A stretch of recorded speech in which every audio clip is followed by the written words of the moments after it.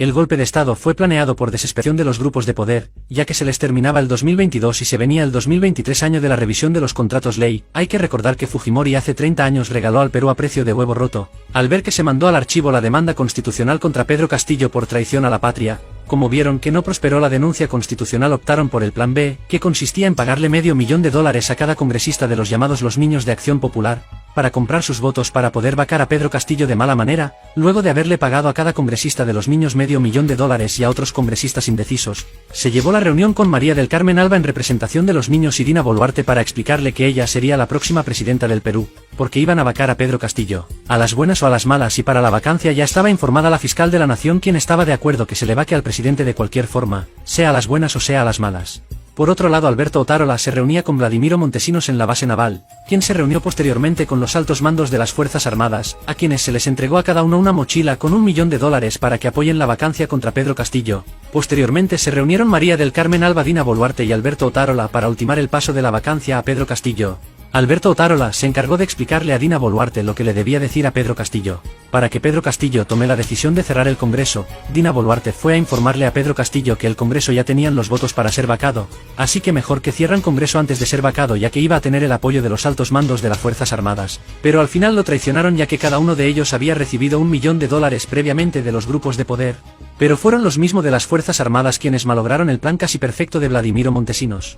Al detener a Pedro Castillo sin una orden judicial, faltando a la Constitución peruana y a la Convención Americana, precisamente al numeral 2 del artículo 32 de la Convención, ya que el presidente Pedro Castillo no había sido sentenciado por ningún juez y no podía ser detenido sin una sentencia previa, porque no existía ningún documento firmado por el presidente Pedro Castillo que lo relacione a la disolución del Congreso. Lo que hizo las Fuerzas Armadas y la Fiscal de la Nación, conjuntamente con los grupos de poder, es secuestrar al presidente y pagarle a la prensa peruana 1.800 millones de soles para silenciar el secuestro.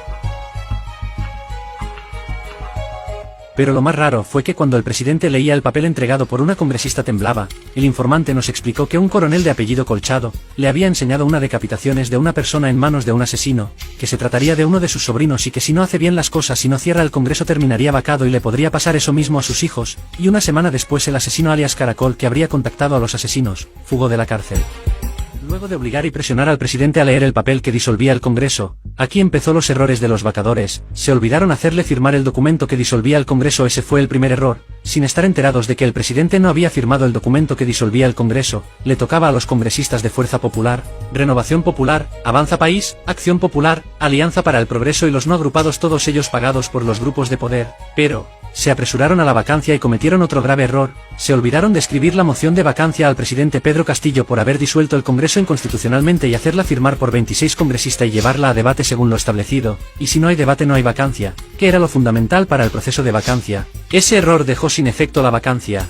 Luego vino otro error de la fallida vacancia al presidente Pedro Castillo. Fue que cambiaron la hora de la vacancia por traición a la patria, que era a las 7 de la tarde, y lo adelantaron al mediodía sin que esto se haga en el pleno del Congreso. Pero ya no era la moción de vacancia por traición a la patria, sino por golpe de Estado por querer cerrar el Congreso. Así cambiaron la hora sin tener en conocimiento los del pleno del Congreso. Pero como ya se había acordado pagarle a la prensa 1.800 millones de soles, la prensa se encargó de hacer válida esa vacancia fallida conjuntamente con la cúpula de la señora Fiscal de la Nación y el Tribunal Constitucional.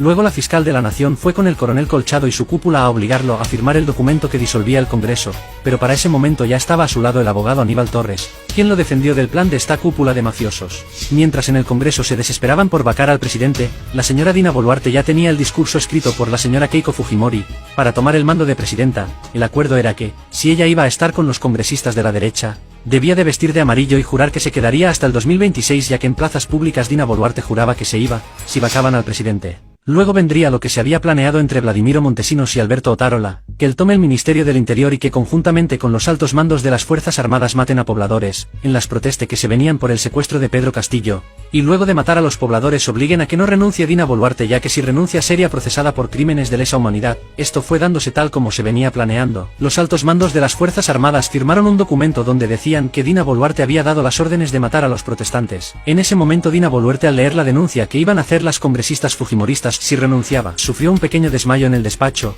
Ahí fue donde Alberto Otárola sigue con el plan y le dice: Pome de Premier que yo me responsabilizo, que en 10 días si la gente no deja de protestar renunciamos y nos vamos. Pero Otárola y los altos mandos de las Fuerzas Armadas continuaron con las matanzas a los pobladores. Entonces Dina Boluarte por segunda vez le dice que va a renunciar, y Otárola le vuelve a repetir que si renuncia se friega sola. que moriría en la cárcel ya que los delitos de lesa humanidad no son penas menores de 25 años, al extremo de tener tantos muertos lo que le tocaría es cadena perpetua ya que los altos mandos de las Fuerzas Armadas han firmado que es orden directa de la Presidenta de la República, matar a los protestantes, así que piensa antes de renunciar o estás con nosotros o te friegas sola.